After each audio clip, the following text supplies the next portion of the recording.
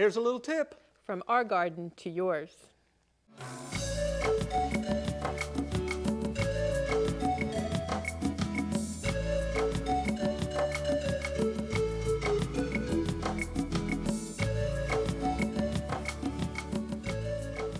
I love to eat, but I don't think I've ever eaten a native edible plant.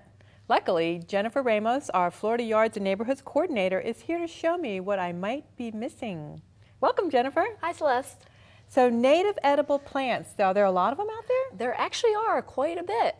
So all kinds of different plants that are in our native environment are ones that we can actually eat. Let's take this one, for instance. It's looking a little droopy right now. I picked it earlier, but that's elderberry. And have you ever heard of elderberry wine? I have. They make jellies out of it and jams. The flowers are actually edible, so it's a really good plant to have. And it likes moist conditions, so you'll see it growing in a lot of ditches and things. On the ditches and the banks of the road, Yes. and the berries are purple. The berries are very dark purple, almost black. Now, are some wildlife competing with us for eating these berries? Yes, the wildlife love it. And so there's lots of other plants out there too. Here's a little thorny one I'm going to pick be up. careful about that one. But this one is? That is blackberry, wild blackberry. And it's a great plant to have, but just know that if it's in your landscape, it's going to start to sucker, and that was one of the suckers. Comes up all over the yard, so if you put it in there, it's going to spread.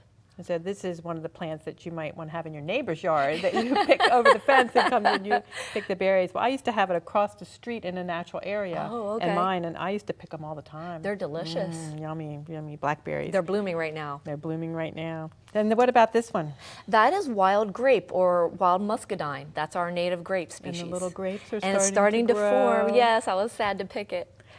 But this, they actually have a winery where they make a lot of wines out of this grape. It's not like California or German wines, but it's a really good Florida wine. Well, I think a muscadine wine is a southern tradition. It is. It is. And the grape leaves, I guess you could use these like regular grape leaves? Yes, you can. You can actually, they are edible, and you can use them just like the Greeks do. So these are wrapping things and growing stuffed grape leaves.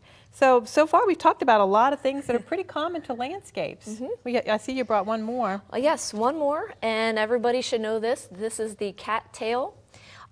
Several parts on this are edible. There's usually a bulb at the bottom where the root system starts. You can actually eat that. As well as before it gets this part on it, the green pollen-like structure is actually edible.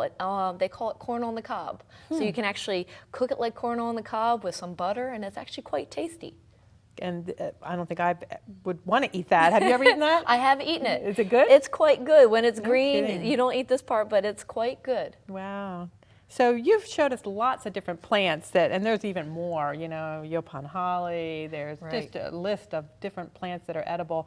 But when we incorporate we can incorporate them in our landscape, correct? You actually can. And though you don't know it, a lot of the weeds, common weeds that people try to get rid of out of their turf areas are actually edible as well and extremely nutritious for you.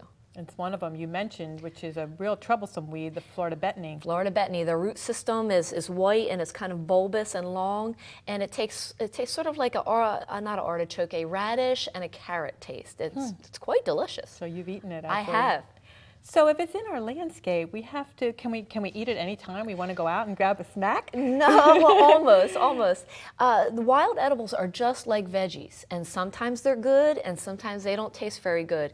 And really, you have to know what parts are edible, what times of the year they're edible, because some parts can be poisonous at certain times of the year or during the whole year. So you really have to know what the plant is, proper ID, and you have to know how to harvest it, like the kunti, the plant, the native cycad. The root system is edible, but you have to go through a process to get that starch out, or else it can be very toxic.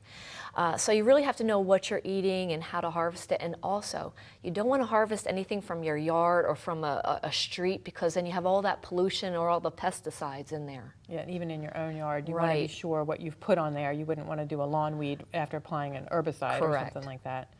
Well, Jennifer, it's going to be quite interesting to see what happens next. Thank you for telling us about native edible plants. It's always a good day when I learn something new. I'm going to add some edible native plants to my garden this fall.